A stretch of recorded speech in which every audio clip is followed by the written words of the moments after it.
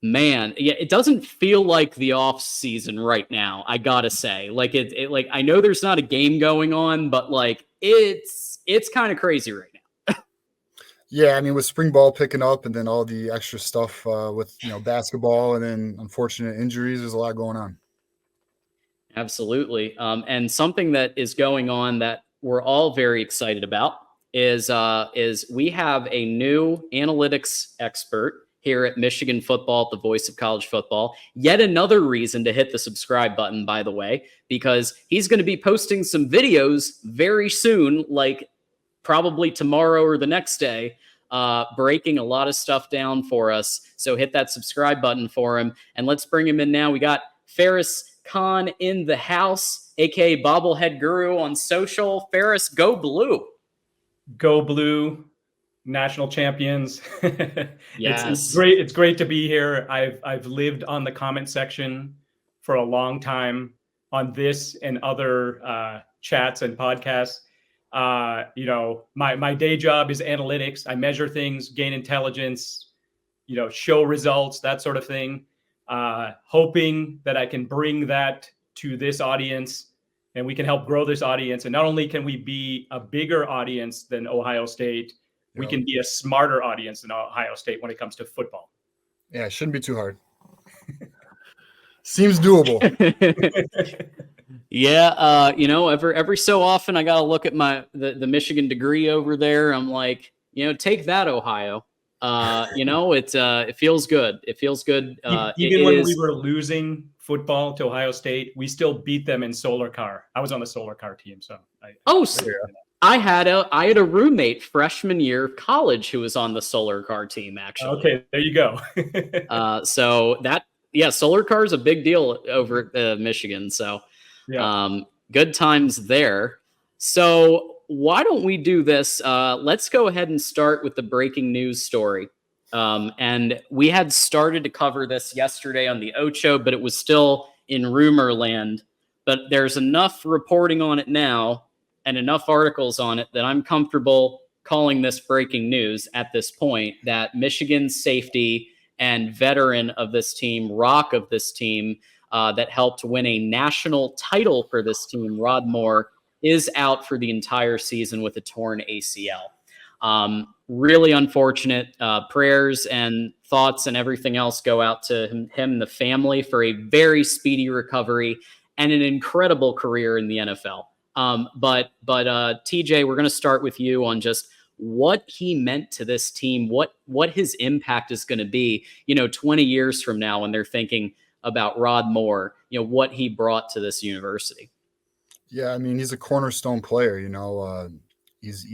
anchors the back end of the defense. He's, there's a reason we brought him back with the another one more year campaign. He was going to go to the NFL. He would have been drafted. So this is a hard hit for the program. When he started playing his freshman year, the thing that made him great was he's a sure tackler and a high IQ player. So losing a player like him is not going to be easy. It's unfortunate. It really is.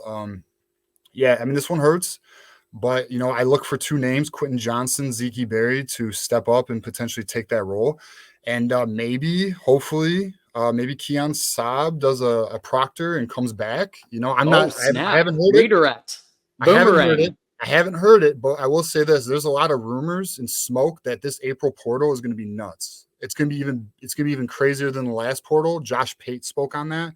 He says the rumors he's hearing are it's going to be wild. So, you can only hope. And the reason why Keon Saab even left was playing time, not money. So, hey, guess what? An opportunity just opened. I'm not saying it's going to happen. I'm just saying maybe, maybe, and hopefully. Absolutely. Ferris, what's your take on the impact of Rod Moore and who might be trying to fill his shoes or his cleats this year?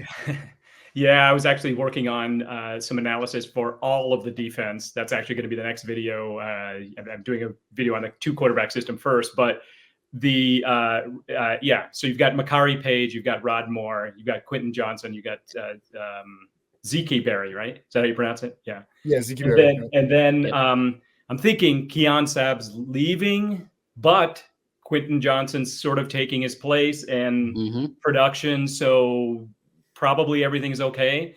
Now what you're looking at is, can Quentin Johnson kind of replace that role? I don't know. It's a question mark. Is it exactly the same role? Maybe not. So yeah, it's definitely a question mark. It's definitely a target, I would say, for the transfer portal. And that TJ's comment about the Keon Sabb, Sabb driving right back to Ann Arbor, that would be nice if that could happen, right? So, well, and that would be great. But if, let's just say that doesn't happen, and Keon Sabb is very happy with the Nick Saban Mercedes-Benz, and he's very happy with his package that he got, and he's good where he is. Have you? I've heard a whisper or two about Jaden McBurrows potentially being looked at for that nickelback, that third safety position. Who have you guys been hearing? So TJ, have you been hearing any names other than McBurrows, or is that kind of one you've been hearing? Well, I mean, nickelback, I would agree. Jaden McBurrows probably has the the first run at it. Another name would be Cody Jones, if anyone remembers. He's from Tennessee. He was one of the two recruits who got recruited by who was that defensive backs coach that went to Buffalo? Remember his name? He was here for like 2 months, and then he took a head coaching job at Buffalo. But he got Cody Jones in here, and he's a pretty good athlete, extremely twitchy, extremely athletic. So look for him to compete with McBurrows for the nickelback position, and we'll see what happens. But I mean, in terms of like who's replacing Ron Moore, like we did hit on it. Ron Moore is more of a strong safety type. I don't know if you're just looking solely at nickelback, but I think Jaden McBurrows is going to have the first run at it. Yeah, Ferris? I'd agree with that. I do look at a site called Our Lads. I don't know if either of you look at that or the audience does. They've got Jaden McBurrows as the number one. I looked at nickelback as really kind of a potential weak link, in terms of a superstar leaving, in Mike Sanastrill, 00 leaving. I already looked at that as potentially a weak link in the Michigan defense. Now we're, kind of doubling down on the secondary being a little bit weaker, but we still have a lot of talent. There is still a lot of talent here. And if nobody else gets injured, can the starters be good enough? Yeah, I think they can be good enough in most games. Unfortunately, we have 3 mega games this year, at least the way it looks like on the schedule. So, we're going to need depth. Yeah, one thing I want to mention too is, think about the portal here, because they tried filling it with the kid from Western Kentucky in December, because they knew, losing Sanders still, there would be a gap. So look, that'd be another position for the portal in April. I think they would look for. Yeah, and we will be hearing more on kind of defensive breakdown from Ferris in the future, right? Yeah, I'm expecting to have another video out.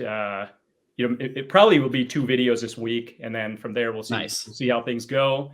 Nice. If any of you are going to the spring game, let me know. I'd like to see you out there. That'd be awesome. So, you're headed there in person? Okay. Yeah, I'm planning to be there in person. So, wow. Well, okay. we'll have to bring you back to give your take on what you thought. And I can simulate what taking a video from 60 yards away is like on an iPhone. Yes. You can show the real perspective. Yeah. So to see how realistic that would be. So for scientific reasons. Yeah. Well, folks, we all do some shopping from time to time. Some of us do some Amazon shopping. Some of us do other shopping. So the other day, Gizmo decided to do some Amazon shopping, and so he used the voice of, he's a college football fan, and he loves Voice of College Football. So Gizmo decided when he was doing his Amazon purchase of treats and food and more treats and more food as he does, and toys and everything else, he went on and used Mark Rogers' Amazon link which of course then means Voice of College Football gets a couple of bucks. So be like Gizmo and get yourself, if you decide to use Amazon for any reason, you might as well just click the link on any of our videos, and then you can help us out, help Mark out with some with a couple of bucks sent our way, so that we can continue bringing you some great content. So just consider doing that if you're already going to be doing it. Okay. More news, more updates on the team. Rod Moore, unfortunately, was not the only departure. We did also have wide receiver Carmelo English, who many of us last year were extremely excited about.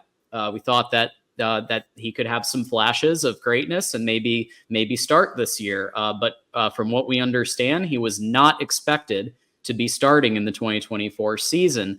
TJ, I'll start with you. Does this mean someone like Channing Goodwin or another wide receiver may be emerging for one of those roles? Or what do you think was kind of the cause of Carmelo English deciding to leave the program? Yeah, so I think Tyler Morris plays over Carmelo English. That's kind of, I think, the main thing. And I think he sees that, Tyler Morris is obviously still a young player, has more eligibility. So he probably saw that. But, what I've heard is look for Auburn to be a landing spot for Carmelo English. I think, he's from the South. He was courted by a few SEC schools like Kentucky and Auburn. And I think it's potentially likely that NIL and transfer and some tampering may have been at play here, which is why he's not even in spring ball, which most players would do and then enter the portal. But yeah, so, I think you got, as I said, Tyler Morris. And then another name to pay attention to here would be Channing Goodwin, like you like to mention. I think Channing Goodwin possibly was making Carmelo English a little uncomfortable. Obviously they brought in more wide receivers, and competition, makes players think about it, So I think that's why we saw him into the portal.